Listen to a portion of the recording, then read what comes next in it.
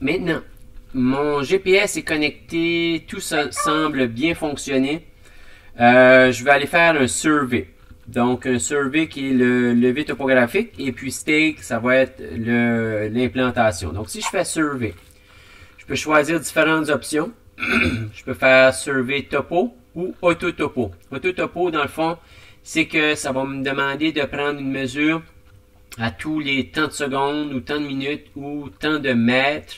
Donc, on peut choisir ça. C'est une fonction agréable.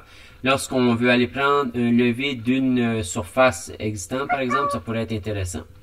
Une grande surface. Donc, si je vais dans Topo, donc ma connexion se fait.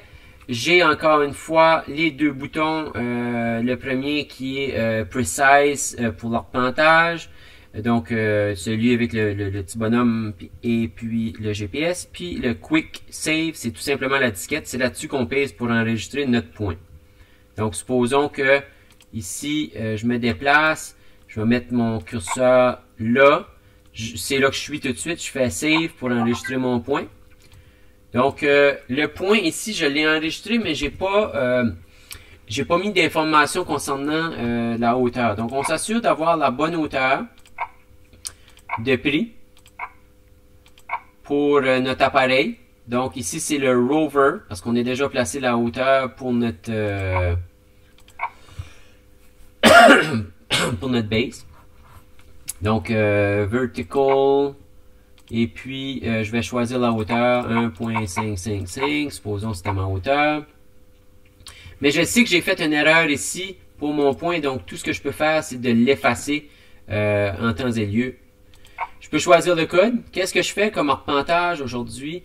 Je peux choisir, exemple, que c'est un...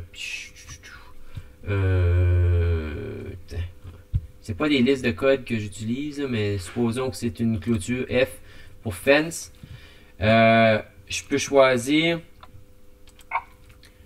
je dois donner l'information pour le détail là. Donc fence, c'est l'information que je fais. Donc je collecte une clôture et puis je peux faire des points pour une ligne. Donc supposons que je commence, je prends mon premier point ici, j'enregistre pour la fence, la clôture. J'avance. Je prends un autre point ici. J'enregistre. Et puis, je prends un autre point là. J'enregistre.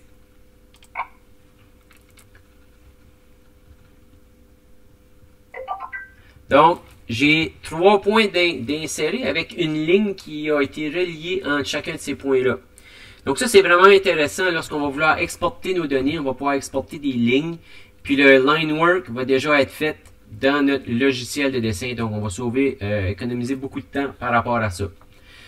Avant d'aller plus loin, je voudrais expliquer certaines notions en lien avec les choses qu'on peut voir en haut. Donc, on peut voir la batterie de notre système GPS, la batterie de notre tablette.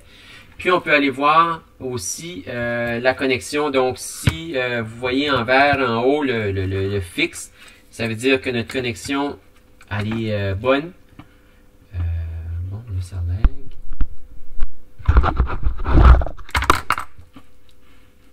Ouais, c'est ça.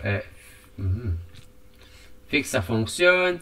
Après ça, la durée du signal ici, ça doit toujours être le chiffre le plus bas possible, là, genre 0 secondes, pour que ça soit fonctionnel. Donc, en vert. Si je suis dans le bois, ça va beaucoup bouger. Puis après ça, ben, j'ai la précision par rapport à l'horizontale, verticale, par rapport au positionnement, le G-Dop, P-Dop et tout ça, et compagnie. Donc, moi, tout d'abord, j'avais fait une erreur avec le point 1001, je m'avais trompé. Donc, tout ce que je peux faire, c'est que je peux juste sortir, excusez, venir ici. Je pourrais... supposons que j'ai fini ma ligne. Voyons, mon curseur ne fonctionne pas bien.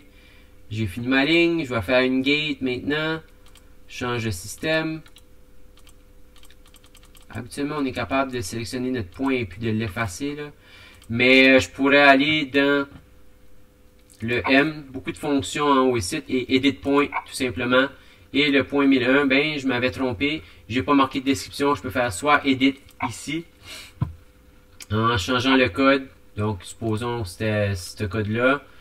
Et puis, je peux faire correct là-dessus, l'ajuster. S'il était tout simplement pas bon, je clique dessus et je fais delete. La souris fonctionne pas bien. OK, donc, la façon que ça va fonctionner, on a des menus où on peut changer l'apparence de ce qu'on voit à notre écran lorsqu'on fait notre levée topographique. Si vous regardez bien,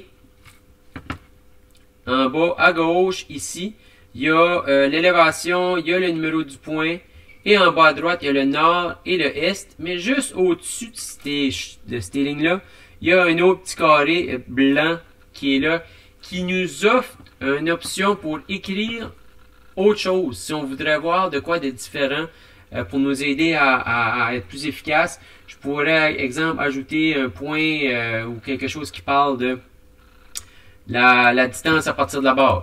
Tiens. Fait que là, je pourrais voir cette distance-là par rapport à notre point. Donc, la base est ici, je suis à 92 mètres. C'est une option. Je ne suis pas obligé de mettre rien là, mais on peut le configurer pour que ça soit intéressant. Puis la même chose pour l'autre côté. Donc, on a 6 options d'apparence. Je ne sais pas si vous avez remarqué les codes qui sont écrits ici, mais ça a été créé auparavant